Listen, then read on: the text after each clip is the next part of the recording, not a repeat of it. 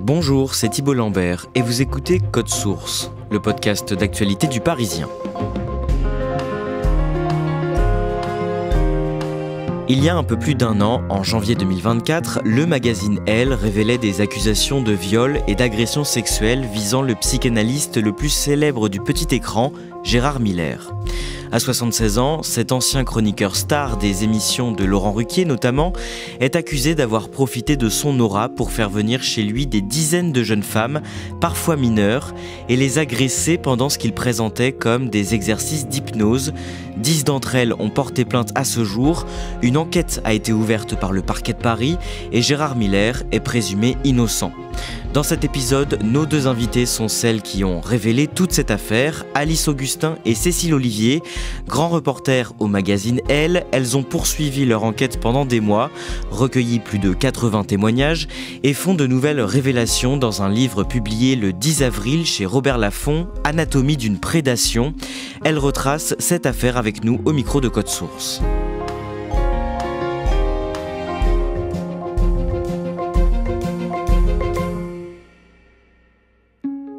Merci à toutes les deux, Alice Augustin et Cécile Olivier, d'avoir accepté de nous raconter à ce micro comment vous avez mené cette longue enquête extrêmement fouillée et minutieuse. Pour commencer, Cécile Olivier, en quelques mots, est-ce que vous pouvez nous rappeler qui est Gérard Miller, son parcours et comment il s'est fait connaître ? Alors Gérard Miller, c'est un psychanalyste qui est un nom aussi dans le monde de la psychanalyse puisque son frère est le gendre de Lacan, qui est une sorte d'icône dans le monde de la psychanalyse. Donc déjà, il a une aura.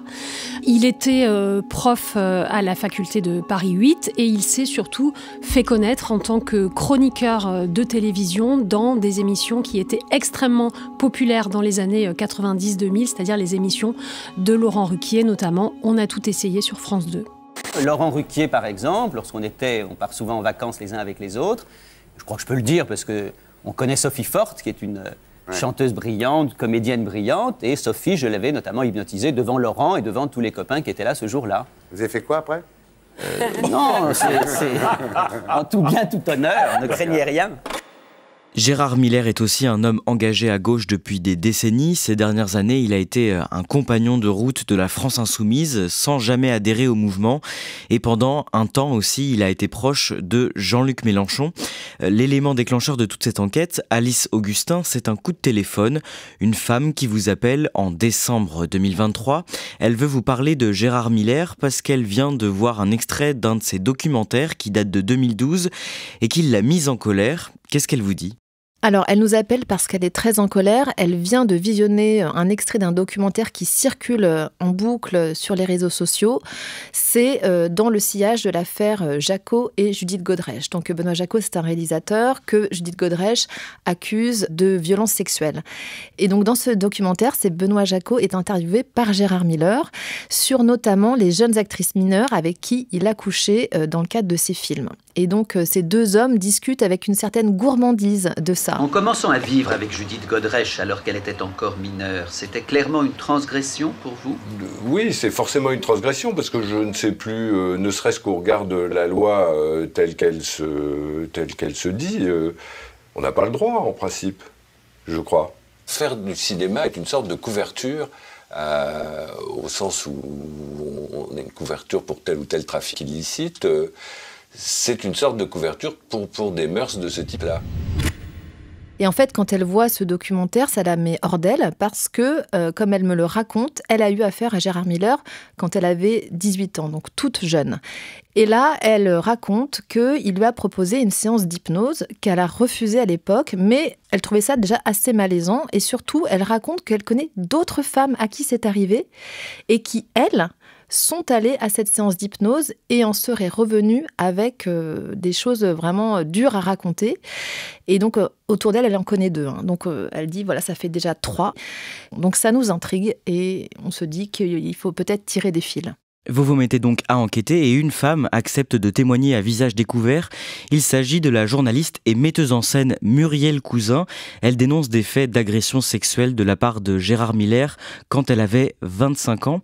Qu'est-ce qu'elle vous dit en résumé ? Alors Muriel Cousin nous reçoit chez elle. Elle nous raconte qu'elle a rencontré Gérard Miller alors qu'elle était jeune journaliste, travaillait dans le même journal, à Globe. Et elle fait un sujet sur l'hypnose. Et dans le cadre de ce sujet, Gérard Miller lui propose de venir tester une séance avec lui. Et c'est comme ça qu'elle se retrouve, comme elle le dit, allongée, dans une situation de grande vulnérabilité, voire même dans une sorte de petit coma, de brouillard. Et elle sent les mains de Gérard Miller, d'après son récit, sur sa poitrine. Et donc ça, elle nous le raconte 20 ans après, mais c'est encore très frais dans sa tête. Et surtout, elle en a parlé beaucoup autour d'elle. Cécile Olivier, plusieurs témoins vous racontent aussi le comportement de Gérard Miller sur le tournage du film Terminal en 1998, pour lequel il a participé à l'écriture du scénario.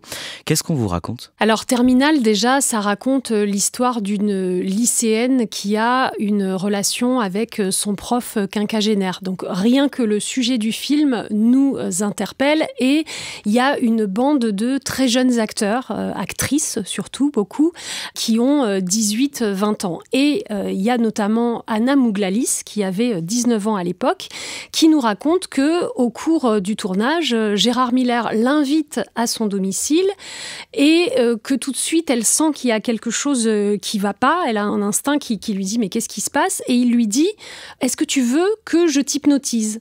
Parce que je pratique l'hypnose. » Et directement, elle refuse. Elle dit « non, je ne suis pas là pour ça. » Et Gérard Miller se tend et lui dit puisque c'est comme ça, je vais retirer tes répliques et les donner à une autre actrice.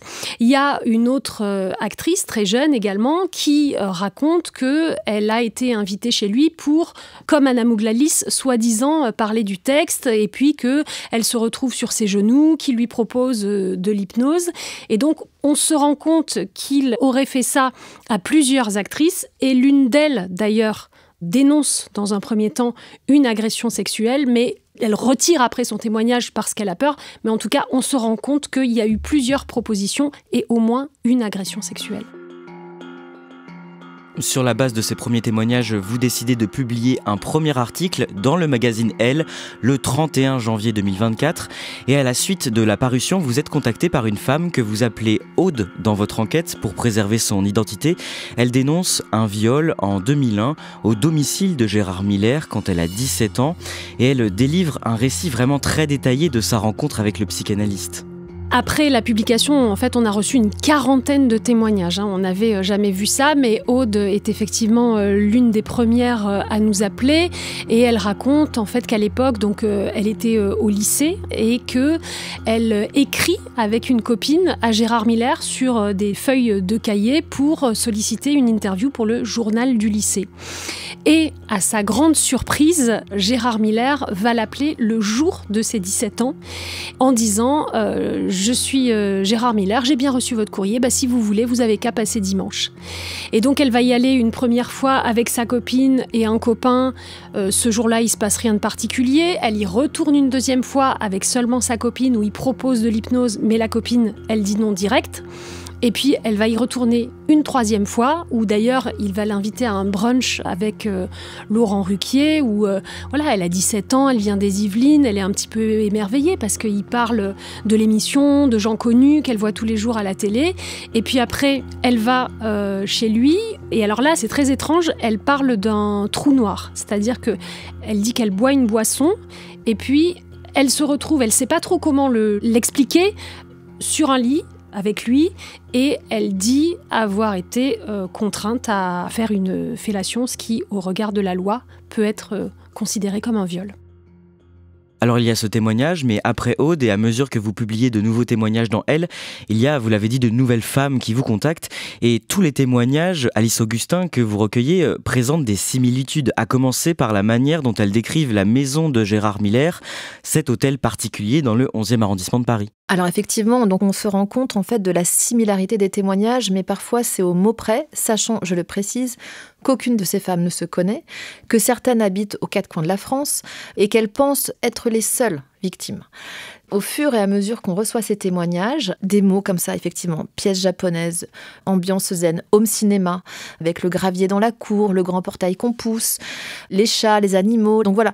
Et donc elles ont quand même une bonne vision des lieux, elles ont un bon souvenir des lieux parce qu'en fait, ce lieu est tellement waouh aussi pour ces jeunes filles-là, parce que c'est un très bel immeuble derrière une porte cochère.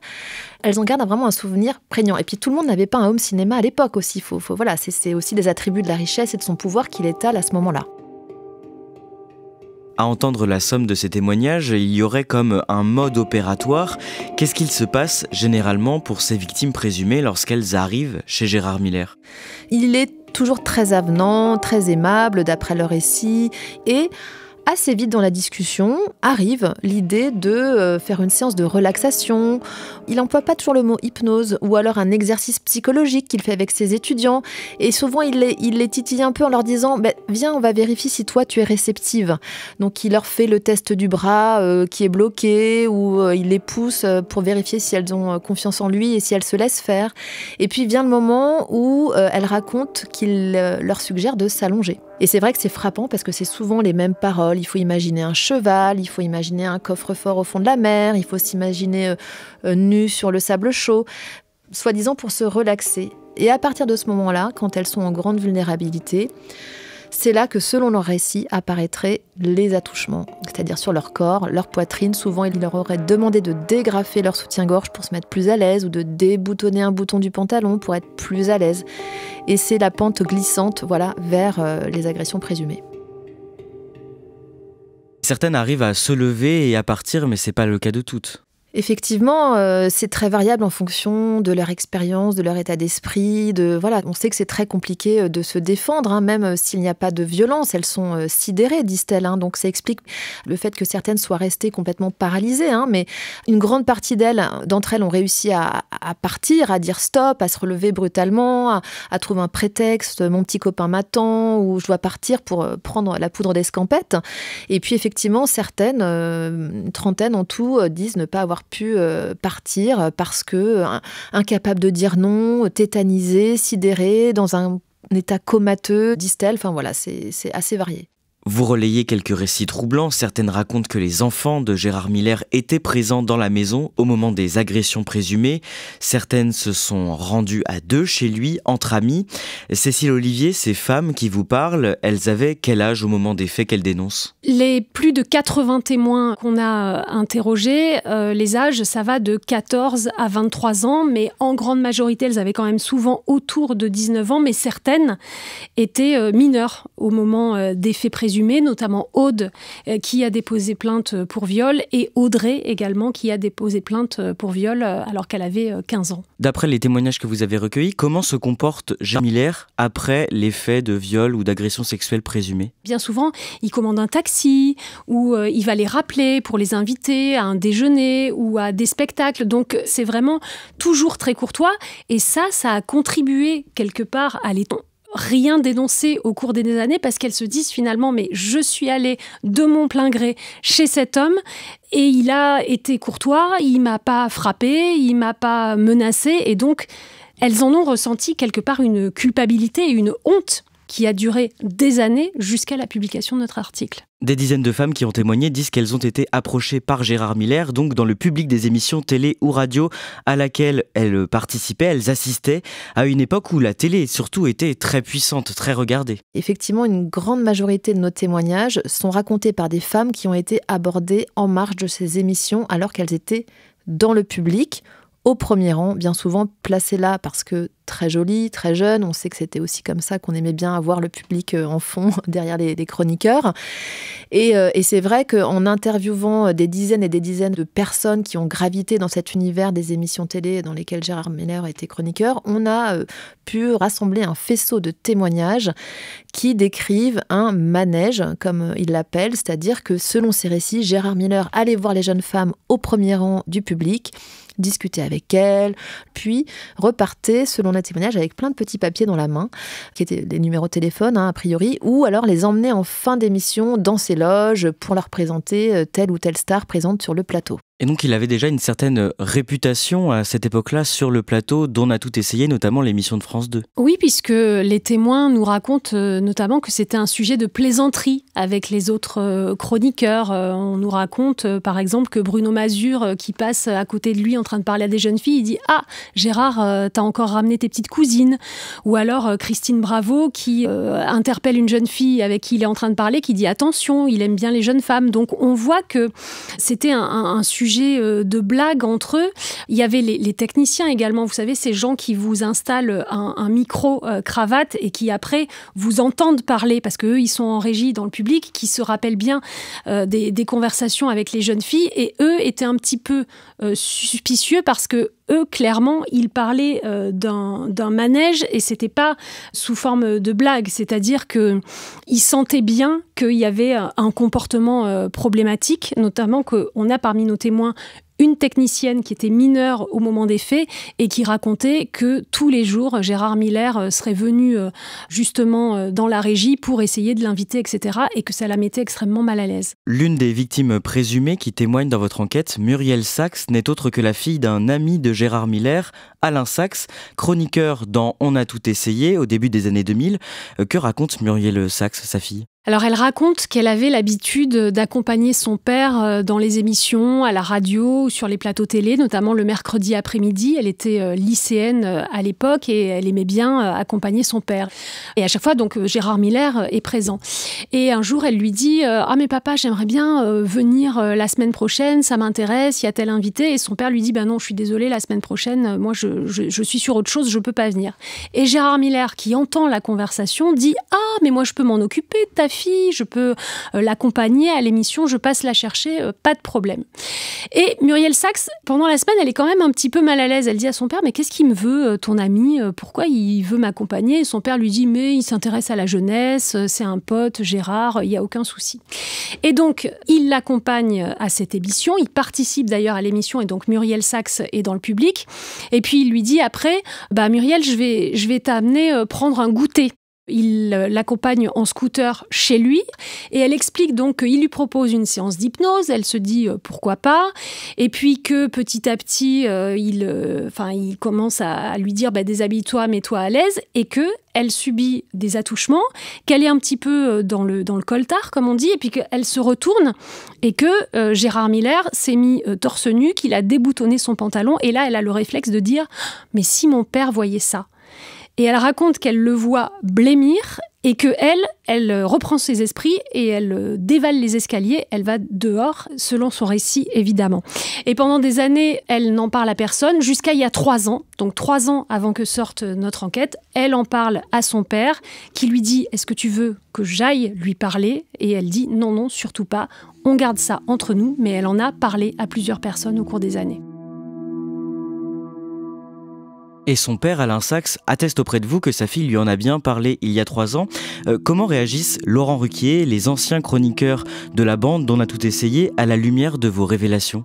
Alors Laurent Ruquier, on lui a fait plusieurs propositions d'interview, il nous a jamais répondu et il explique qu'il ne veut pas alimenter la polémique, qu'il a du respect quand même pour les victimes présumées, mais qu'il ne souhaite pas s'exprimer et qu'il le fera éventuellement devant la justice. On a interrogé pour notre enquête également les chroniqueurs télé qui étaient avec lui en plateau, et la plupart nous disent qu'ils n'ont rien vu, y compris Isabelle Alonso qui était une des premières féministes et qui nous dit qu'elle était particulièrement attentive à ce genre de choses, et même que quand il y avait des réflexions machistes en plateau, Gérard Miller avait tendance plutôt à la soutenir en disant « Mais écoutez, Isabelle a parfaitement raison ».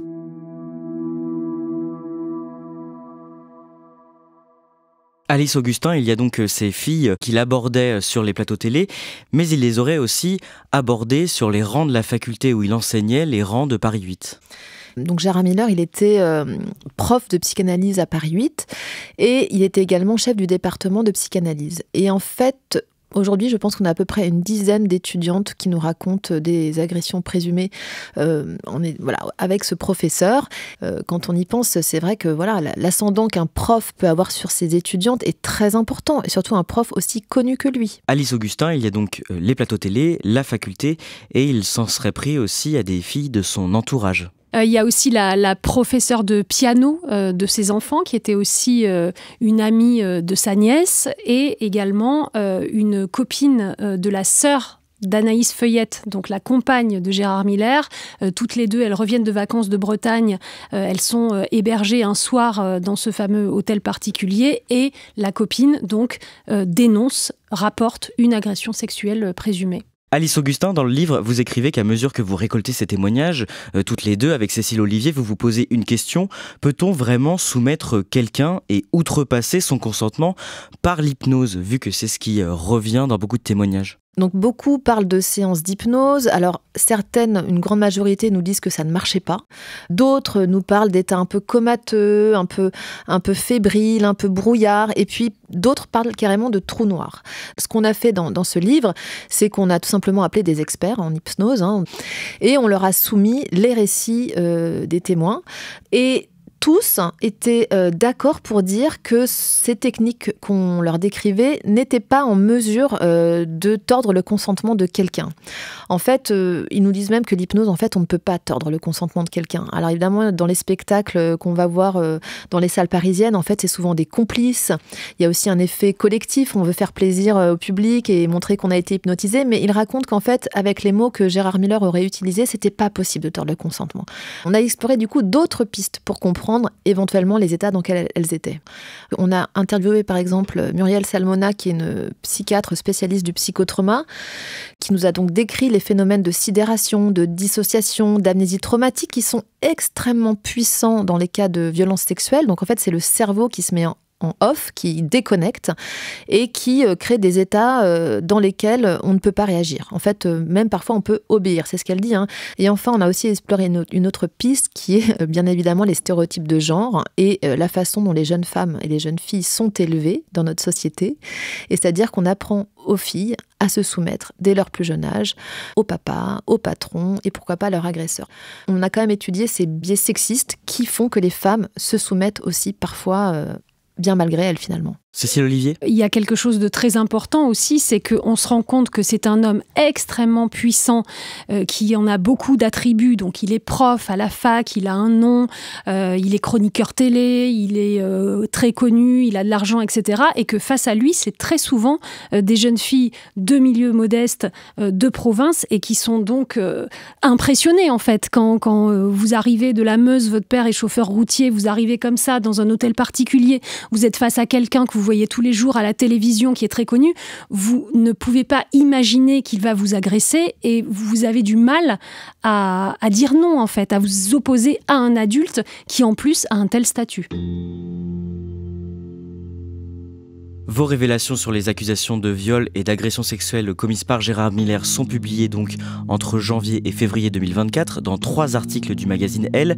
Le site d'investigation Mediapart a lui aussi publié une enquête en février 2024 dans laquelle 10 femmes témoignent contre le psychanalyste.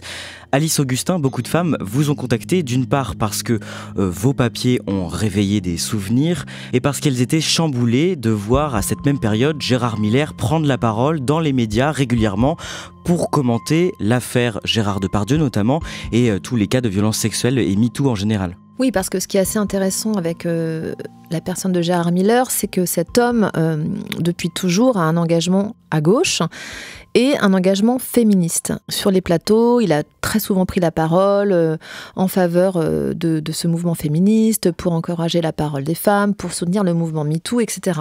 On a compris finalement qu'on avait contribué à perpétuer ce qu'on peut appeler le système culturel qui valait quoi ? Qui voulait notamment que le désir masculin prédomine sur le désir féminin. Et donc, c'est en ce sens-là qu'il y a un avant et un après MeToo. Donc c'est vrai que ce visage qu'il offre, et puis derrière la réalité de ce que ces femmes disent avoir vécu, c'est totalement paradoxal. Donc c'est vrai que ça a créé aussi beaucoup de colère, beaucoup de réactions, et elles nous ont toutes dit effectivement qu'elles avaient été très très très choquées. Ça peut étonner cette dichotomie entre son discours et les agissements que les femmes dénoncent. Après, tout au long de notre enquête, on a aussi interviewé des gens qui l'ont rencontré de près, des féministes notamment, Sandrine Rousseau, une autre femme qui a lancé l'Observatoire des violences sexuelles en politique, donc des féministes convaincues, aguerries, qui l'ont fréquenté, parfois de près, pendant longtemps, et qui, elles-mêmes, ont été trompées par son discours. Elle-même, je veux dire Sandrine Rousseau, qui nous a reçus longuement dans son bureau de l'Assemblée, était très émue parce qu'en plus elle était très amie avec sa fille, la fille de Gérard Miller, qui est une militante aussi féministe, engagée. Et elle dit vraiment qu'elle a été trahie, elle était en colère et elle ne pouvait pas s'imaginer une seconde les agissements qu'on lui reproche. Vous avez à plusieurs reprises tenté de recueillir la version de Gérard Miller, soit auprès de lui, soit auprès de son avocate. En ce qui vous concerne, il a répondu à seulement 2 reprises et vous reproduisez d'ailleurs ces 2 réponses dans votre livre en intégralité. Pour le reste, il s'est défendu sur ses réseaux sociaux et auprès de Mediapart. Vous y consacrez tout un chapitre à sa stratégie de défense. En quelques mots, qu'est-ce qu'il dit pour se défendre ? Alors, il nie toute agression. Il dit qu'il n'a jamais rien commis de répréhensible. Ça, il nie avec force. En revanche, il admet une asymétrie de pouvoir. Et on a trouvé intéressant d'y consacrer un chapitre parce que cette ligne de défense, elle lui ressemble en fait. Elle est très subtile, très argumentée. Par exemple, il ne traite plus les plaignantes de menteuses. Ça, c'était quelque chose qui pouvait arriver à l'époque de DSK, les toutes premières affaires qui sont sorties. Maintenant, ils disent « je reconnais le ressenti de la victime », mais en revanche, ça n'est pas arrivé. Sous-entendu, c'est elle qui le ressent comme ça, mais ça n'est pas la réalité. Donc ça montre quelque part comment ce mouvement MeToo a infusé dans la société, y compris dans la façon dont ces hommes se défendent. Il dit ça et pourtant, vous avez recueilli le témoignage d'une femme qui dénonce des faits qui datent de 2020, soit 3 ans après le début du mouvement MeToo.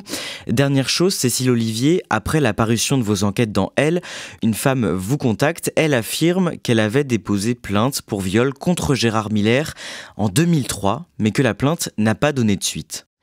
Oui, alors c'est une jeune femme qu'on a appelée Vanessa et qui raconte avoir été agressée sexuellement par Gérard Miller donc en 2003 et que à la suite de ça, elle a dit mais je vais pas en rester là, je vais déposer plainte. Et donc elle va dans une gendarmerie des Yvelines, là où elle habite, et elle se présente et en fait elle sait même pas nommer ce qu'elle a subi. Elle dit j'ai subi quelque chose, mais je ne sais pas exactement quoi. Et c'est la femme gendarme qui recueille sa plainte, qui lui dit « Mademoiselle, c'est une agression sexuelle ». Et puis, les mois passent. Pendant 1 an, elle n'a aucune nouvelle. Et un jour, c'est un policier qui l'appelle, parce que sans doute que ça a dû être transmis à un commissariat, et qui lui dit « Écoutez, votre plainte, elle va être classée sans suite, mais… on a reçu ce monsieur et vous inquiétez pas, on lui a fait la leçon, on lui a tiré les oreilles, il recommencera pas. » Et Vanessa se dit à l'époque, ah bah ok, d'accord, quand même, ils vont pas très loin. C'est-à-dire qu'il n'y a même pas eu de confrontation, elle a même pas été réentendue. Ça montre aussi que, eh bien, cette affaire a été rendue possible aussi par une époque et un contexte, c'est-à-dire une époque où finalement une agression sexuelle par une jeune fille qui se présentait comme ça volontairement chez un homme, eh ben, on n'y accordait pas énormément d'importance et c'était classé très vite. Le vendredi 23 février 2024, dans la foulée de vos révélations dans Elle, le parquet de Paris indique l'ouverture d'une enquête pour viol et agression sexuelle. Nous sommes à présent plus d'1 an plus tard. Gérard Miller n'a pas encore été entendu par la police, ni placé en garde à vue. Il réfute toutes ces accusations et il est présumé innocent. Cécile Olivier, ce livre, publié le 10 avril 2025, Anatomie d'une prédation, signe la fin de l'enquête journalistique sur cette affaire en ce qui vous concerne ? Tout dépend si on continue à recevoir encore des témoignages, mais je pense qu'on a fait le tour du sujet. Nous, on s'est demandé surtout, avec autant de femmes le mettant en cause, comment il avait pu rester sous les radars comme ça pendant 2-3 décennies. Et je pense qu'on a répondu à cette question, notamment sur le fait qu'il y avait eu quand même des alertes. Il y a eu des alertes. Et finalement, on se dit que tous ces gens qui disaient avoir rien vu étaient sincères quand ils nous disent qu'ils n'ont rien vu. Mais parfois, on ne voit pas ce qui est sous nos yeux. Et on s'est demandé pourquoi ils n'avaient pas vu ce qui était sous leurs yeux.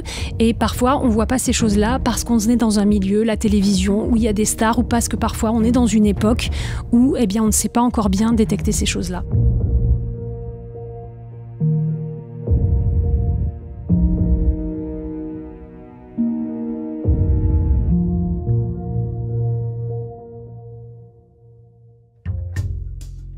Merci Cécile Olivier et Alice Augustin. Je rappelle le titre de votre enquête, Anatomie d'une prédation. C'est édité chez Robert Laffont.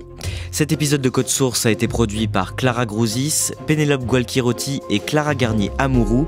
Réalisation Julien Moncouquiol. N'hésitez pas à nous laisser des pouces en l'air et des commentaires sur les plateformes d'écoute et sur YouTube. C'est ce qui nous aide le plus à nous faire connaître. Et ne ratez pas non plus Crime Story, notre podcast fait divers, avec une nouvelle affaire criminelle racontée chaque samedi.